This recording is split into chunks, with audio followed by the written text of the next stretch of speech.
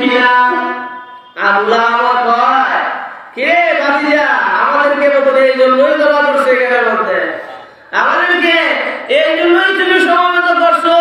তুমি তো এতদিন ভালো ছিল, আজ থেকে তো তোমার অবস্থা বেশি বাঁকা দেখা যাইতেছে না। বলে কি চাচা? বলে তুমি তো আগে আমরা যেমনি যা করতাম, আমরা যা পূজা করতাম মনে মনে ভাবতাম তুমি তো মনে হয় কি করো প্রভু, কিন্তু আজকে অনেক খোদার দাওয়াত দিলা যাকে দেখি না, আমরা দেখলাম না, ছিলাম না, নবীজিকে গালিগালাজ করতে লাগলো। এই জন্য আল্লাহ নবী বিশ্ব নবী রহমাতুল লিল আলামিন দাওয়াতের কাজ বন্ধ করে দেন নাই। দুনিয়ার সকল মানুষ যদিও পয়গম্বর আলাইহিস সালাতু ওয়াস সালামকে বিভিন্ন ধরনের অশ্লীলতা দিয়ে গালিগালাজ করেছে, মক্কার কাফির বেঈমানরা, তারপর নবীর দাওয়াতের কাজ বন্ধ করেন নাই।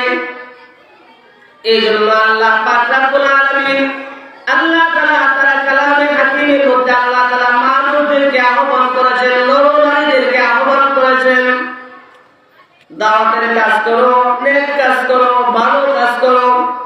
তা'মুরুনা বিল মা'রুফি ওয়া তানহাউনা আনিল মুনকার। নেক কাজ যারাই করবে তারাই এর প্রতিদান পাবে, যারাই নেক কাজ করবে তারাই কি পাবে? এর প্রতিদান পাবে। আল্লাহ তাআলা কালামে হাকিমের মধ্যে বলেন, মান আমিলা সালিহাম মিন যাকারিন আও উনসা ওয়া হুয়া মুমিনুন ফালানুহইয়ান্নাহু হায়াতান তাইয়্যিবা ওয়া লানাজজিয়ান্নাহুম আজরাহুম বিআহসানি মা কানু ইয়ামালুন। আল্লাহ বলেন, হে দুনিয়ার নারী পুরুষেরা, তুমি নারী হও অথবা পুরুষ হও, যারাই তোমরা নেক কাজ করবা, যারাই নেক আমল করবা, মান আমিলা সালিহাম মিন যাকারিন আও উনসা, তবে নেক কাজের জন্য পূর্ব শর্ত হচ্ছে ঈমানওয়ালা হতে হবে। কি হতে হবে? ঈমান না নিয়ে যদি হাজার বছর ইবাদত বন্দেগী করে কোন কাজে আসবে না।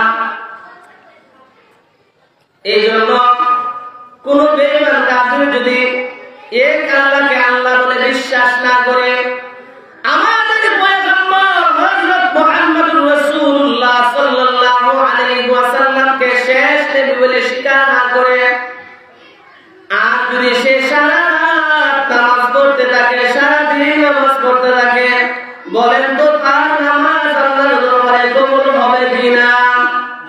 কেন? তার তো ঈমান নেই, তার কি নাই? এই জন্য নেক আমলের জন্য পূর্ব শর্ত হচ্ছে ঈমান আনতে হবে। কি আনতে হবে? আল্লাহর উপর ঈমান। কিছু জিনিসের উপর ঈমান আনুন। আমানতু বিল্লাহ ওয়া মালাইকাতিহি ওয়া কুতুবিহি ওয়া রুসুলিহি ওয়াল ইয়াউমিল আখির ওয়াল কদরি খাইরিহি ওয়া শাররিহি মিনাল্লাহি তাআলা ওয়াল বা'সি বা'দাল মাউত। এই বিষয়ের উপর ঈমান আনো। এই জন্য ঈমানের কোনো দাম অনেক বেশি। ঈমান ছাড়া নেক আমল কবুল হয় না। ঈমান ছাড়া কি হয় না? নেক আমল কবুল হয় না। আরেকটা জিনিস নেক আমল কবুল হওয়ার জন্য শর্ত, সেটা হচ্ছে খানা পবিত্র হইতে হইব। খানা কি দিব? পবিত্র হইব। আল্লাহ তাআলা কোরআনের মধ্যে এক জায়গায় বলেন, ইয়া আইয়ুহার রাসূল কুলু মিনাত তাইয়্যিবাতি ওয়া আমালু সালিহান। আল্লাহ পাক রব্বুল আলামিন পয়গম্বরদিগকে লক্ষ্য করে বলেন, হে আমার রাসূলগণ, হে আমার পয়গম্বরগণ, নেক আমল করার আগে তোমরা হালালের উপর থাকতে হবে, হালালের উপর চলতে হবে, হালাল খানা খাইতে হবে। কি করতে হবে? হালাল খানা খাইতে হবে। যেহেতু হালালের উপর চলে আসছি, মোটামুটি একটি কথা বলেই পেরে। হালাল এমন এক জিনিস, হালাল খাবারের উপর আল্লাহ তাআলা এত মর্তবা, এত বরকত আল্লাহ তাআলা দেন যে হালাল খানা খাইয়া ইবাদত করলে আল্লাহ তাআলা ওই ইবাদতের মধ্যে আল্লাহর মজা আলিয়া দেন। বলে সুবহানাল্লাহ। এইজন্য আল্লাহ বলেন, ইয়া আইয়ুহার রাসূল কুলু মিনাত তাইয়্যিবাত ওয়া আমালু সালিহান। হে নবী রাসূলগণ, আগে হালাল খাবার। তাহলে এর দ্বারা কি উদ্দেশ্য? যে আল্লাহ তাআলা নবীদেরকে যে জায়গায় হালাল খাবারের উপর নির্দেশ দিলেন, সেখানে আমরা তো অবশ্যই হালালের উপর থাকতে হবে। আজকের দুনিয়ার মানুষের হাল কি? আজকে দুনিয়ার মানুষের অবস্থা কি? হালালে হারামে মিশ্রিত করে খানা খায়। কোথায় থেকে খানা আসলো বিবেচনা করে না, হারাম রুজি ঘুরে নিয়ে আসে, খানা খায়, সব সময় হারামের উপর থাকে।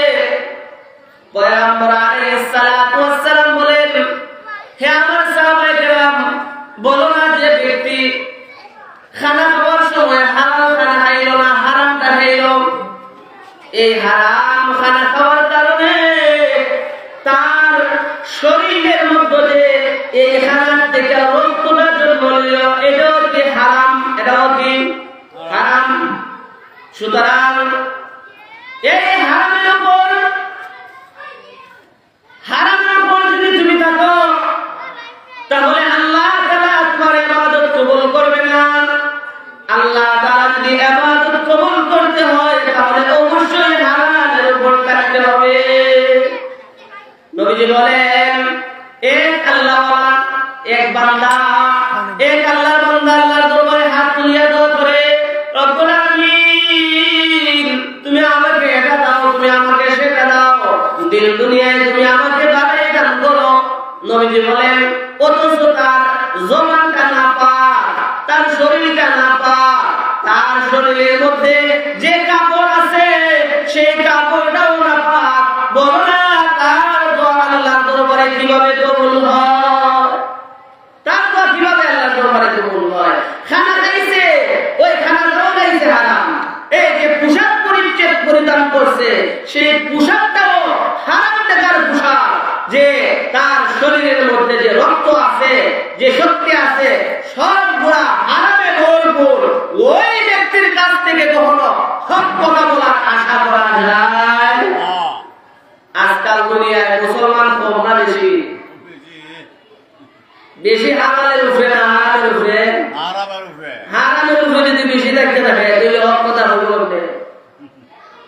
এই জন্য তো জায়গায় জায়গায় মাইর খাইতেছেন, জায়গা জায়গায় মাইর খাইতেছেন। কারণ কি? হারাম খাইয়া ইমানকে দুর্বল হয়ে ফেলাইছে। হারাম খাইছে, নামাজের ধার কাছে যাইতে মনে চায় না।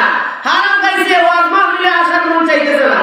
ঘরের মধ্যে ঘুমায় আছে মুসলমান, অথচ এখানে ওয়াজ হইতেছে। প্রকৃত ইমানদারের কাজ কি? যেখানে আল্লাহর কথা হয়, যেখানে নবীর কথা হয়, সেখানের মধ্যে গিয়া জমা হওয়া। ইমান দুর্বল থাকলে নেক কাজ ভালো লাগে না। হারাম খানা খাইলে নেক কাজ ভালো লাগবে না।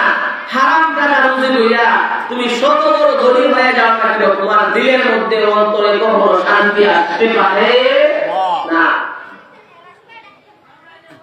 এই জন্য হালালের উপর থাকো, আল্লাহ তাআলার পক্ষ থেকে বরকত আসবে। বলেন সুবহানাল্লাহ। আমাদের ইমামে আযম আবু হানিফা রাহমাতুল্লাহ আলাইহি একটা ঘটনা শুরু হয়েছে, বলতে পারি? ঠিক আছে।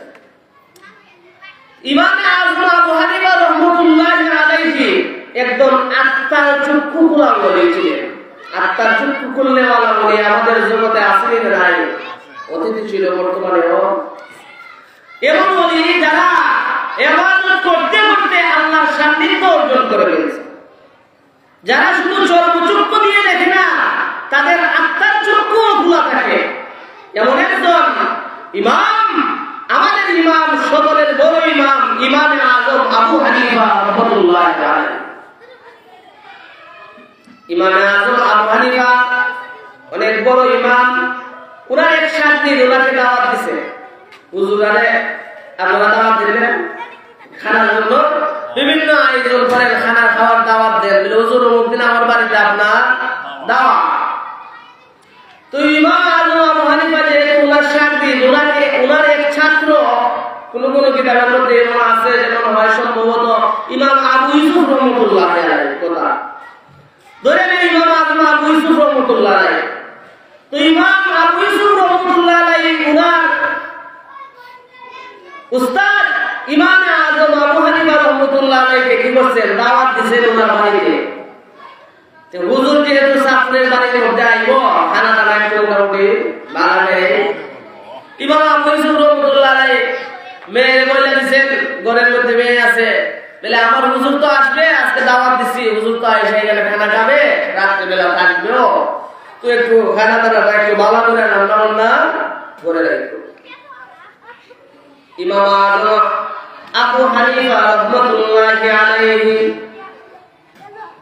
ওনার শাগির্দের বাড়িতে দাওয়াত খাওয়ার উদ্দেশ্যে রওনা দিলেন। বাড়িতে গেলেন, রাত্রিবেলা রাত্রের খাবার ইমাম আবু ইউসুফের কন্যা রেডি করে সবগুলা আলাদা কামরার মধ্যে রেডি করে রাইখা দিল। একটা পাত্রের মধ্যে ভাত, আরেকটা পাত্রের মধ্যে তরকারি, ওযু করার জন্য আলাদা পানিও রাখছে, আবার জগের মধ্যেও পানি দিছে খাবারের। ইমাম আবু হানিফা রাহমাতুল্লাহ আলাইহি রাত্রিবেলা খানা খাওয়া শুরু করলেন, খানা খাইলেন, যা খানা ওনার সামনে উপস্থিত করা হইল সবগুলা খানা সাফ করে খাইয়া নিলেন। বুঝেন না, স্বাভাবিক ভাবে হুজুরা যখন দাওয়াত খাওয়া যায়, আপনারা কি একজনের খানাই দেন না একটু বাড়াই দেন? বাড়াই দেন। তো ইমাম আবু ইউসুফের মেয়ে তো তরকারির মধ্যে যাগুলা দিছিল খাবার সব কি করলেন, ইমাম আবু হানিফা খাইয়া নিলেন। অথচ এইখানের মধ্যে 2-3 জনের খাবার ছিল, সুবহানাল্লাহ, একাই খাইছেন। খাইয়া ইমাম আযম আবু হানিফা রাহমাতুল্লাহ আলাইহি উনি ওনার কাজে ব্যস্ত, কি কাজে ব্যস্ত এই কথাটা আমি পরে বলি। তো সকালবেলা ইমাম আবু ইউসুফ রহমাতুল্লাহ আলাইহি ডাকতে বলতেছেন, ও মেয়ে, আমার হুজুর তো বাড়িতে চলে যাইতেছে। মেয়ে কয়, বাবা ওনারা ডাকতেন, আমার কিছু প্রশ্ন আছে ওনার কাছে। আমার কি আছে? কিছু প্রশ্ন আছে। ইমাম অথচ কিছু কাণ্ড এমন করছেন যেগুলো আমাকে দ্বিধায় পালাইছে, আমার ভিতরে প্রশ্ন যাচ্ছে, আমার ভিতরে কি যাচ্ছে? প্রশ্ন যাচ্ছে। ইমাম আবু ইউসুফ রহমাতুল্লাহ আলাইহি উস্তাদকে ডাকতে বললেন, হুজুর আমার মেয়ে কি জানি আপনাকে একটা প্রশ্ন করবে, আপনি আবার আসতে হবে। ইমাম আযম আবু হানিফা রাহমাতুল্লাহ আলাইহি আবার ঘরের মধ্যে আয়েশা ডাকতে বললেন, কি প্রশ্ন করবা বলো বলো। ইমাম আবু ইউসুফের মেয়ে ডাকতে বলেন, হুজুর আমি শুনেছি আপনি একজন ইমাম, তাও শুধু ইমাম না, অনেক বড় ইমাম, আমার বাবার উস্তাদ আপনি, অথচ আপনার কিছু কাজ আমার মনের মধ্যে খাটকা তৈরি করেছে, প্রশ্ন জাগাইছে। কি কাজ? বলে আমি আপনার সামনে খাবার রাখলাম, রাত্রিবেলা খাবার যাগুলো রাখলাম আপনি একা একা সব খাবারে খেয়ে নিলেন, অথচ ইসলামের একটা খাবারের সুন্নত তরিকা আছে, আছে কি নাই? খাবারের সুন্নত তরিকা আছে না? দাওয়াত তাবলীগের মেহনতে যারা যান দেখবেন, ভাই আমরা ফেক্টরে 3টা ভাগ করি, ফেক্টরে 9টা ভাগ করি, 3টা ভাগ করি, একবারে আমরা খানা খাই। তো একবার খানা খাওয়া লাগে। ওই ইমাম আযম আবু হানিফা এত খাবার আপনি একাই খেয়ে ফেললেন, আপনি এত বড় একজন ইমাম, আপনার মধ্যে কি সুন্নতের আমল নাই? সুবহানাল্লাহ, আপনার মধ্যে কি নাই? সুন্নতের আমল নাই। 2 নম্বরে তাহাজ্জুদের নামাজ পড়ার জন্য ঘরের কিনারায় আমি লুটার মধ্যে পানি রাখলাম, কিন্তু পানি যে অবস্থায় রাখলাম পানিটাও সেই অবস্থায় রয়ে গেল। তাহলে বোঝা গেল আপনি মনে হয় রাত্রিবেলা তাহাজ্জুদের নামাজ পড়েন নাই। যদি আপনি তাহাজ্জুদের নামাজ না পড়ে থাকেন তাহলে এত বড় ইমাম আপনি কিভাবে হলেন? সুবহানাল্লাহ। প্রশ্ন সোজা না কঠিন? অনেক কঠিন।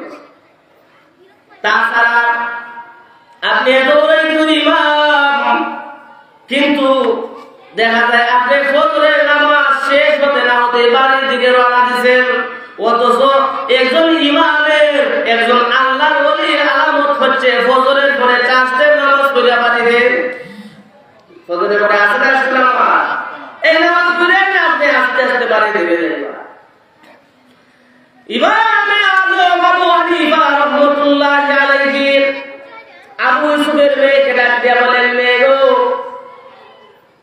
তুমি তো এখন আমার ভিতরের খবরটা বাহির করে ফেলবা, এমন প্রশ্ন করছো উত্তরটা দিয়ে তো হয় না। ও মেয়ে শুনো, তুমি যখন আমার সামনে খানা দিয়ে গেলা, যে খানাটা তুমি রাইখে দিয়েছিলা, ওই খানাটা এত বরকতপূর্ণ খানা ছিল যে খানার উপর আল্লাহর পক্ষ থেকে, আসমান থেকে অসংখ্য অগণিত রহমত বরকত নাযিল হইতেছিল। আমি ইমামে আযম আমার আত্মার চক্ষু দিয়ে দেখতে পাচ্ছি এই খাবারটা একবারে খাঁটি হালাল খাবার। তখন আমার মনে মনে এই ধারণা রাখলো, আমি যদি আজকে এই খাবারটা বেশি করে খাইতে পারি, বেশি করে খাইলে পরে আমার ইমানি শক্তি বাড়বে, আমার শক্তি বাড়বে, বেশিক্ষণ আমি থাকতে পারবো। হে মেয়ে শুনে রাখো, আমি এই সবগুলা খানা খাওয়ার ফলে কি হয়েছে জানো? আমি এই সবগুলা খানা খাইয়া সারা রাত্রিভর জাগ্রত দেখে আমি 100 মাসআলা বাহির করেছি। বলেন সুবহানাল্লাহ। কয়শো মাসআলা? যার কারণে জাগ্রত লাগছে, আর সারা রাত যেহেতু জাগ্রত থাকছি, সুতরাং আমার ওযু যাওয়ার কোনো কথা না, ঘুমাইলে না ওযু যাইতো। সুতরাং ওযু যেহেতু যায় নাই, আমি আর দ্বিতীয়বার ওযু করে তাহাজ্জুদ পড়ার প্রয়োজন হয় না। সুবহানাল্লাহ। হে শুনো, তৃতীয় নম্বর প্রশ্ন ছিল তোমার, আমি কেন বাড়ি থেকে রওনা দিলাম? শুনো, নফল নামাজ পড়া এটা হচ্ছে একটা নফল ইবাদত, অথচ একজন মানুষের জিম্মাদারি করা সেটা হচ্ছে একজন মানুষের মেহমানদারি করা, এটা অনেক বড় ইবাদতের কাজ। প্রতিদিন ফজরের পরে আমার বাড়িতে অনেক দূর থেকে অনেক ছাত্ররা আসে পড়ালেখা করার জন্য। সুতরাং আমি মনে ভাবলাম, আমি যদি নফল নামাজ পড়তে যাইয়া তাদের কষ্ট হয়, একজন মুসলমানকে কষ্ট দেওয়া হারাম, তাদের যাতে কষ্ট না হয় এই জন্য আমি কি করলাম, চাষের নামাজ বাদ দিয়ে আমার নফল ইবাদতটা বাদ দেই, তাদের কষ্টটা লাঘব করার জন্য আমি চলে গেলাম। বলেন সুবহানাল্লাহ। এই জন্য আল্লাহ বলেন, ইয়া আইয়ুহার রাসূল কুলু মিনাত তাইয়্যিবাতি ওয়া আমালু সালিহা। হে ইমানদাররা, আগে হালাল খানা খাও, তারপরে ইবাদত করো। আমরা আজকে সুদের মধ্যে লিপ্ত, ঘুষের মধ্যে লিপ্ত, বাড়ির থেকে সকালবেলা বাইরে হয়ে যায়, হালাল দেখা নিয়ে আসি না, হারাম দেখা নিয়ে আসি, ওইটার কোনো হিসাব নিকাশ থাকে না। হালালে হারামে মিশ্রিত করে আমরা টাকা নিয়ে আইসা ছেলে সন্তানদেরকে খাওয়াই, বিবির ছেলে খাওয়াই। হে আমার ভাইরা বন্ধুরা, বলেন তো, হালাল খাবার খাওয়াইয়া ছেলে সন্তান যদি আমরা বড় বানাই, ওই ছেলে সন্তান তো আমার জন্য সবচেয়ে বড় বিপদের কারণ হয়ে দাঁড়ায়। ঠিক কিনা? কারণ এইখানে তো আমি ছোটবেলাতে এইখানে হারাম খাওয়াইয়া বড় করছি, হে আমরা বড় হইলে কিনা দেবো, হে আমার সাথে তো অন্যায় অপরাধী করবে। এই জন্য আল্লাহ পাক রব্বুল আলামিনের নির্দেশ, তুমি পুরুষ হও অথবা মহিলা হও, নেক কাজ করো। নেক কাজের পূর্ব শর্ত নেক কাজের আরেকটা শর্ত হচ্ছে, ইবাদত কবুল হওয়ার আরেকটা শর্ত হচ্ছে তুমি অবশ্যই হালালের উপর থাকতে হবে। কিসের উপর থাকতে হবে?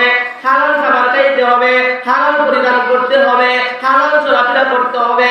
তোমার জবান থেকে হারাম কোনো কথা বাহির হইতে পারবে না, তোমার জবান থেকে মিথ্যা কথা বাহির হইতে পারবে না। এই জন্য আল্লাহ পাক রব্বুল আলামিন বলেন, যারা নেক আমল করবে আমি আল্লাহ তাআলা তাদেরকে এর বিনিময়ে আল্লাহ তাআলা বলেন হায়াতান তাইয়্যিবা। আল্লাহ তাআলা হায়াত তাইয়্যিবা মানে যার ব্যাখ্যা আছে। তো হায়াত তাইয়্যিবার একটা অর্থ হচ্ছে যে আপনার হায়াতের মধ্যে, আপনার জীবনের মধ্যে আল্লাহ তাআলা বরকত দানিয়ে দিবেন। বলেন সুবহানাল্লাহ। বরকত কি করবেন? দানিয়ে দিবেন। যাই হোক, আল্লাহ তাআলা আমাদেরকে আল্লাহ তাআলা